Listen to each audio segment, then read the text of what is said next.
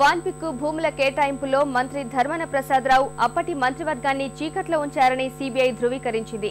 జగన్ అక్రమాస్తుల కేసులో వాన్పిక్ వ్యవహారంపై ధర్మానను 5వ నిందితుడిగా పేర్కొన్న దర్యాప్తు సంస్థ ఈ కేసులో ఆయన పాత్రను వివరిస్తూ ప్రభుత్వానికి నివేదిక ఇచ్చింది. ధర్మాన ప్రాసిక్యూషన్ కు అనుమతి ఇవ్వాలని సర్కారును కోరింది. నిమ్మగడ్డ ప్రసాద్కు చెందిన వాన్పిక్కు అడ్డగోలుగా భూముల కేటాయింపు కేసుల్లో పలువురు ఐఏఎస్లు, అధికారులు, రైతులు, నిమ్మగడ్డ గ్రూప్ కంపెనీల ప్రతినిధులు, చార్టెడ్ అకౌంటెంట్లు, సోదాల సమయంలో మధ్యవర్తులుగా వచ్చిన వారితో కలిపి 272 మంది ఇచ్చిన సాక్ష్యాల వివరాలను సీబీఐ వెల్లడించింది.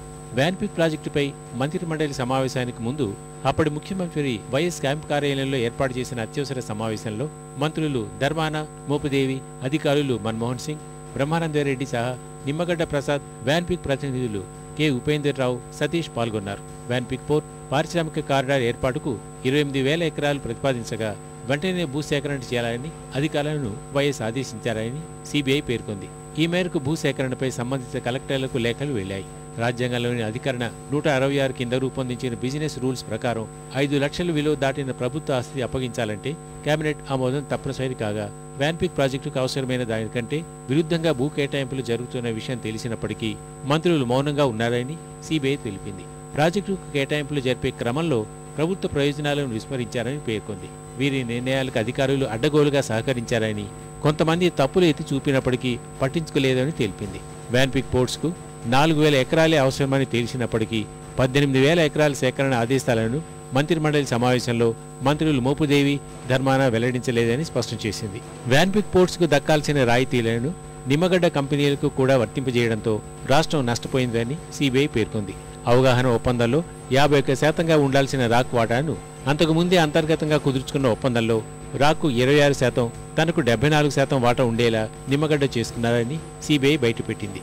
అటు వాన్పిక్ పోర్ట్స్ కోసం 18,872 ఎకరాల్ని సేకరించడానికి రెవెన్యూ శాఖ జీవోలు జారీ చేయగా వాటి ఆధారంగా నిమ్మగడ్డకు చెందిన వాన్పిక్ ప్రాజెక్ట్స్ 12,973 ఎకరాల భూసేకరణ నిమిత్తం పుస్తకాల్లో 300.9 కోట్లకు తప్పుడు లెక్కలు చూపించి కుట్రలో భాగస్వామి అయిన ధర్మాన 2 కోట్లకు కలిపి 4,000 ఎకరాలే అవసరమని తెలిసి కూడా 18,878 ఎకరాల విషయాన్ని వెల్లడించకుండా మంత్రిమండలి ఆమోదం లభించేలా చూశారని సీబీఐ తెలిపింది.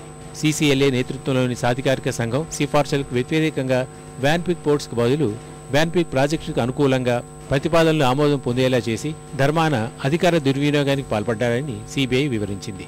జీవో 233తో అక్రమంగా 6,796 ఎకరాలను కేబినెట్ ఆమోదం లేకుండానే అప్పగించినప్పటికీ వెనక్కి తీసుకోవడంలో విఫలమయ్యారని తెలిపింది. నిమ్మగడ్డకు చెందిన వాన్పిక్ ప్రాజెక్టుకు సంబంధించి ప్రభుత్వానికి లాభాల్లో వాటా లేకపోగా ఇలాంటి ప్రాజెక్టుకు నిబంధనలను తుంగలో తొక్కి వేలాది ఎకరాలు కట్టబెట్టారని సీబీఐ తెలిపింది.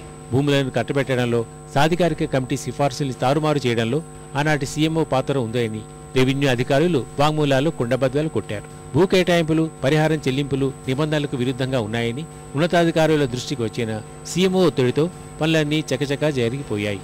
కేటాయింపుల ఆమోదం సమయంలో మంత్రిమండలిని ఏమార్చిన ధర్మానాన్ని విచారించేందుకు అనుమతి ఇవ్వాలని సీబీఐ ప్రభుత్వాన్ని కోరింది.